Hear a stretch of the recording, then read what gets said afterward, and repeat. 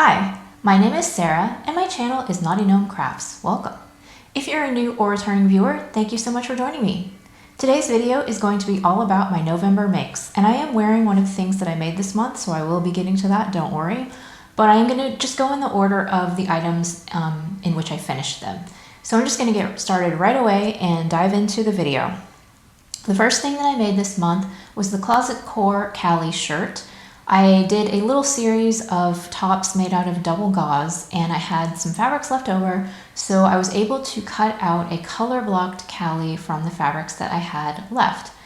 And so I made this shirt. I actually have not worn it yet because it's a little bit too late in the season. I probably won't actually wear it again until the spring. So for this video, I went ahead and styled it as though I were wearing it in the fall or spring because it's more likely when I'll actually wear it because it's just too cold where I live in the winter to wear a short sleeve shirt. But I do really like this top. I made the smallest size and I'm very happy with the fit. And I definitely want to make more of these tops. I think that this could become a real staple in my wardrobe. And I really do like the cropped version, but I would like to try one of the longer length versions in the future. So the second item that I finished this month was the Jennifer Lauren handmade ailing blouse. I really like this blouse. I think this was probably one of my favorite makes of the month. The double gauze color that I used for this one was kind of a deep purpley brown color. I got all of my double gauze cottons from StyleMaker Fabrics. And for this top, I just really love the square neckline and the A-line shape of the top. I think that it's really pretty. And I think that I'm going to get a lot of use out of this one. I have worn this one already, and it was surprisingly relatively warm to wear. I definitely this time of year I'm going to need to throw on a cardigan or a jacket over the top, but the double gauze does offer a little bit of extra warmth factor, I think because it does kind of trap the air close to your skin. So I really enjoyed making that one. I made the size 8 in the A cup, and I think I shortened the sleeves but didn't make too many fit alterations. This is another pattern that I would really love to make again. I want to make the version that has the button front and the little collar piece, and I really do love the pattern and I highly recommend it. The next item that I finished was the Love Notions Rhapsody Blouse. This was my third time making this top, so this is a tried and true pattern for me. I used a caramel colored double gauze, and this was my first time doing the long bishop sleeve, and I really do like how the sleeve turned out. I think it's really pretty and flowy.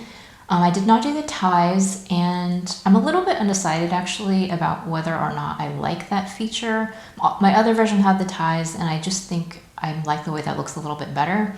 I have not actually worn this one yet. I think because of the color of the fabric, I'm finding it a little bit challenging to figure out how to style it. But I do like the way that I did it in the video, and I might end up wearing that to work this next week, who knows. So my next finished garment was the pattern Emporium Meet You There. It was a dress, but I actually hacked it into a top. I do want to make the dress, but because of the season, I just thought I would get more use out of a top. So I used this deep orange, kind of rusty colored double gauze. And this was actually the first time that I've made something for myself in orange in years because I have a long history of not really liking the color.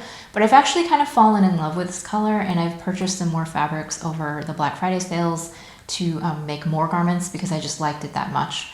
I really love the sleeves on this. I think that that's the superstar feature of this particular garment.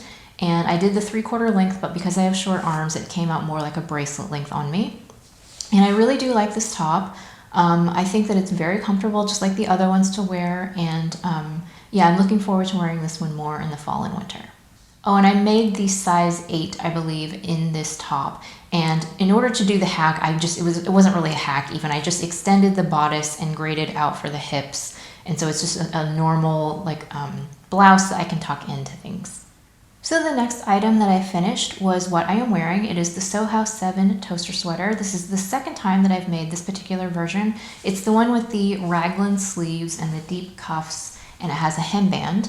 And this fabric was from Serge Fabric Shop. It is one of their quilted knits.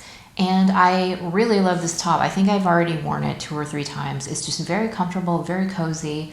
I think that my favorite part of this particular version of the toaster is this sweater, this neckline. I just like the way that it is not too tight and constricting, but it's still cozy. For this version, I made the extra small and then shortened the sleeves by 4 inches. And I also made something else to go with it, but for this video, I wanted to style them separately. So I just have it styled very casually. And then the accompanying piece, because I had enough fabric left over, I made the Simplicity 8982 skirt. It's a very, very simple pencil skirt that's just about knee length. And I really actually love the outfit that I put together for this with one of my hand knit sweaters.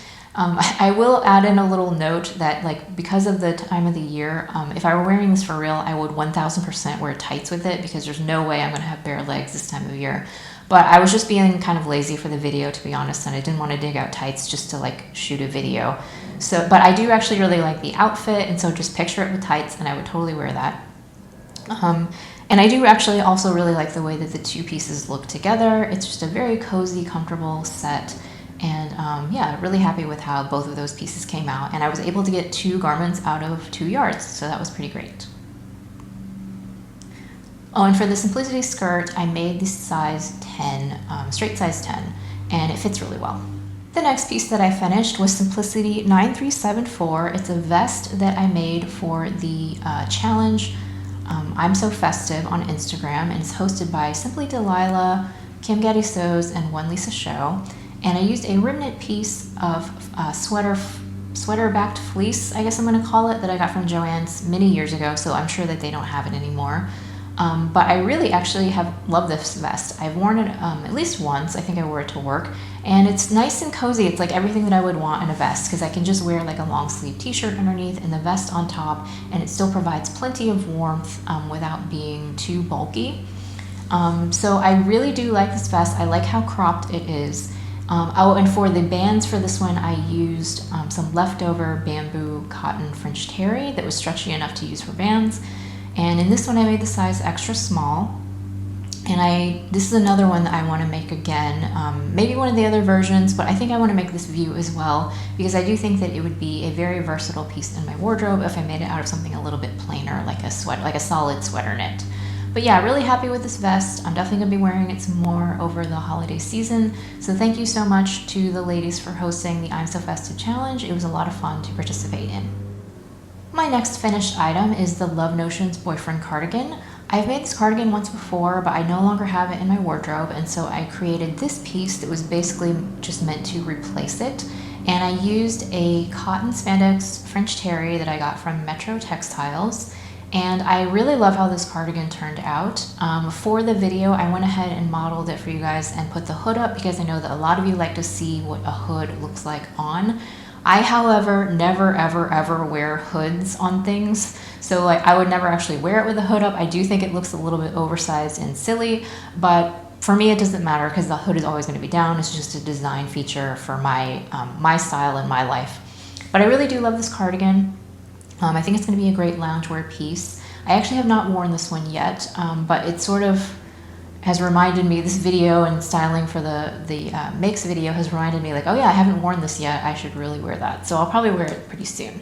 In this one, I made the older version, so it has been re-released in a different size range, but I used the original draft and I made the smallest size, which is an extra small.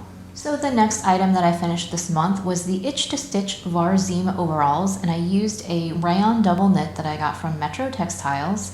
I just talked about this in my most current Friday Sews video, so if you want more details, I will refer you to that video up in the cards.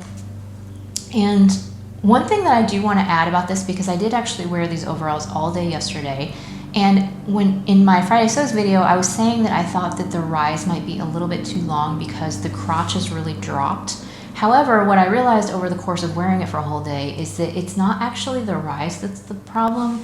The issue is the drawstring, and because it's a knit overall and it's meant to be comfortable, I don't want to like yank the drawstring as tightly as it goes on my waist, because that's a little bit constricting and uncomfortable. However, if I tie the drawstrings a little bit loosely, then the whole thing kind of wants to droop down, and that's what's causing the dropped crotch that's not that attractive or comfortable. And so I think if I were going to do this again next time, I would actually go ahead and insert some wide elastic in the waistband instead of the drawstring, because that would like hold the waist up where it's supposed to go without being constricting.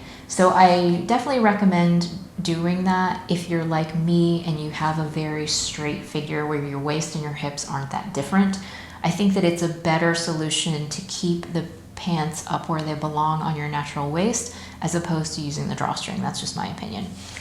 In this, I made the size 2 and grading up to a 4 at the calf. And as I said, I did wear this all day yesterday and I found them really comfortable. And I like that it's a stretchy fabric because I didn't actually have to unbuckle the buckles to take it on and off. I could just kind of pull it on and off my shoulders.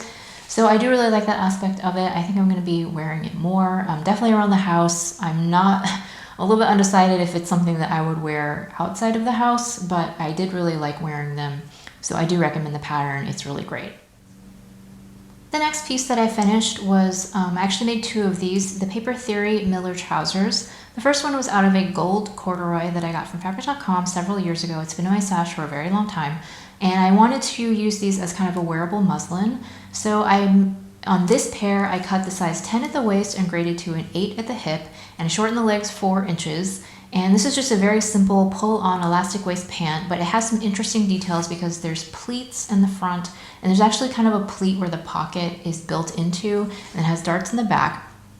And I also added back pockets from a free Anna Allen pocket template. And I really liked these pants, and I thought that the fit was pretty good, and so I wanted to go ahead and stick with the pattern and try to get it perfected. So I made a second pair, and this time I did the straight size 8 with the 4-inch leg shortening.